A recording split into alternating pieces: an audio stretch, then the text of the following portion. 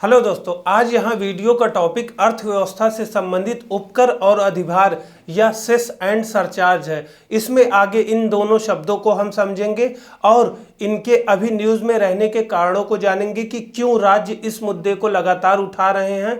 फिर आगे उपकर और अधिभार से संबंधित मुद्दे या चिंताओं को देखेंगे। ये टॉपिक आपके लिए एग्जाम पॉइंट ऑफ व्यू से बहुत इंपॉर्टेंट है, क्योंकि सीधे सीधे सवाल इससे पूछे जाते हैं और अक्सर कन्फ्यूज़न होता है। अब अगर पहले इसकी न्यूज़ में रहने की वजह देखें तो पिछले हफ्ते 16वें वित्त आयोग के अध्यक्ष अरविंद पनगड़िया ने उपकरों और अधिभारों पर केंद्र की बढ़ती निर्भरता के संबंध में राज्यों की शिकायत को एक जटिल मुद्दा बताया था। आगे अरविंद पनगड़िया ने यह भी कहा कि हालांकि ये कई राज्यों के लिए चिंताजनक बात है, लेकिन ये एक तरह से केंद्र की प्रतिक्रिया भी है, क्योंकि पिछले कुछ वर्षों में विभाज्य कर पूल यानी डिविजिबल टैक्स पूल, जिसको केंद्र राज्यों के साथ साझा करती है, उसमें राज्यों की हिस्सेदारी बढ़ने के कारण केंद्र सरकार को भी अपनी राजकोषीय क्षमता में कमी आई है। अब पहले दोनों शब्दों को समझ लेते हैं, उसके बाद मुद्दे और चुनौतियों को समझना आसान होगा।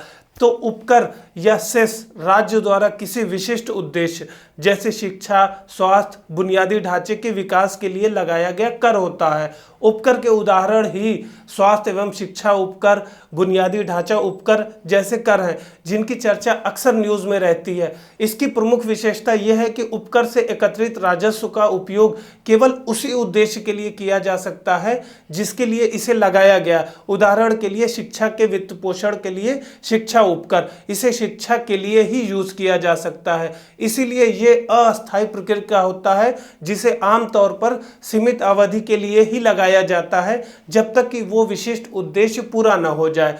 सबसे अहम बिंदु यह है कि इसे राज्यों के साथ केंद्र द्वारा साझा नहीं किया जाता, जो कि विभाज्य पूल व्यवस्था के अंतर्गत नियमित करों में किया जाता है। इसमें उपकर संग्रह को राज्यों के साथ साझा नहीं करने की वजह से केंद्र सरकार ही पूरी राशि अपने पास रख लेती है। संविधान का अनुच्छेद 270 उपकर को उन विभाज्य करों के दायरे से बाहर रखने की अनुमति देता है जिन्हें केंद्र सरकार को राज्यों के साथ साझा करना होता है। इससे हमने समझ लिया कि सेस किसी विशेष उद्देश्य के लिए लगाया जाता है और पूरी राशि केंद्र द्वारा ही रखा जाता है। अब अगर अधिभार या सरचार्ज की बात करें तो अधिभार एक अतिरिक्त प्रभार या कर है जो किसी मौजूदा कर पर ही लगाया जाता है। इसे आमतौर पर उच्च आय अर्जित करने वाले या कुछ उच्च मूल्य के लेन देन जैसे 50 लाख से ज़्यादा सालाना आय वाले लोगों पर या 1 करोड़ से ज़्यादा के ट्रांजैक्शन में शामिल व्यक्तियों या संस्थाओं पर लगाया जाता है। इससे ये आप लोग समझ गए होंगे कि सेस के विपरीत इसे किसी विशिष्ट उद्देश्य के लिए नहीं लगाया जाता।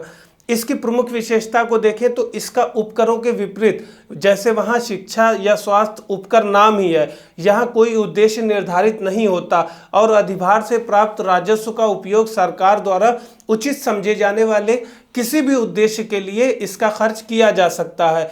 यानी सरकार पर कोई सीमा या इसके लिए रोक नहीं होती है कि सिर्फ यही कार्य करना है। ये एक प्रकार से प्रगतिशील कराधान उपकरण या प्रोग्रेसिव टैक्सेशन टूल है, क्योंकि अधिभार उच्च आय वर्ग या उच्च मूल्य वाले लेन देन को ही लक्षित करता है, जिससे कराधान में समानता को बढ़ावा मिलता है। ये पॉइंट याद रखिएगा कि उपकरों की तरह ही इसमें भी राज्यों के साथ कोई साझेदारी नहीं होती है और अधिभार से प्राप्त राजस्व भी पूरी तरह से केंद्र सरकार के पास ही रखा जाता है। इस कार्य के लिए केंद्र सरकार को संविधान के अनुच्छेद 271 द्वारा सशक्त किया गया है। इससे आप लोग समझ गए होंगे कि सेस और सरचार्ज दोनों केंद्र सरकार द्वारा संविधान द्वारा प्रदत्त शक्तियों द्वारा लगाया जाता है और दोनों राशियों को केंद्र सरकार अपने पास ही रखती है। उम्मीद है कि अब इसमें कोई कंफ्यूजन नहीं होगा। अब आगे अगर उपकर और अधिभार से संबंधित मुद्दे या प्रमुख चिंताओं की बात करें तो पिछले कुछ वित्तीय आयोगों की सलाह या अनुशंसा, जिससे विभाज्य कर पूल में राज्यों की हिस्सेदारी 13वें वित्त आयोग के समय जो 32% थी, अब वो बढ़कर 14वें वित्त आयोग के तहत 42% और 15वें वित्त आयोग के तहत 41% हो गई है। इससे सीधे केंद्र सरकार की राजकोषीय क्षमता भी कम हो गई है। इसी कमी की भरपाई के लिए केंद्र सरकार का उपकर और अधिभार 2011-12 में जो 10.4% था, अब वो बढ़कर 2021-22 में 20% हो गया है, जिसने राज्यों के साथ साझा किए जाने वाले करों के पूल को प्रभावी रूप से कम कर दिया है। उनके राजकोषीय लचीलेपन को भी सीमित कर दिया है और राजकोषीय संघवाद की भावना को भी कहीं ना कहीं कमजोर किया है, क्योंकि आपको पहले ही बता चुके हैं कि उपकर और अधिभार के तहत जो धन एकत्र किया जाता है उसे पूरा केंद्र सरकार अपने पास रख लेती है और उसे राज्यों के साथ साझा नहीं किया जाता है। अब आगे इससे कर राजस्व के आवंटन और वितरण में भी जो पारदर्शिता है उसमें कमी हो जाती है।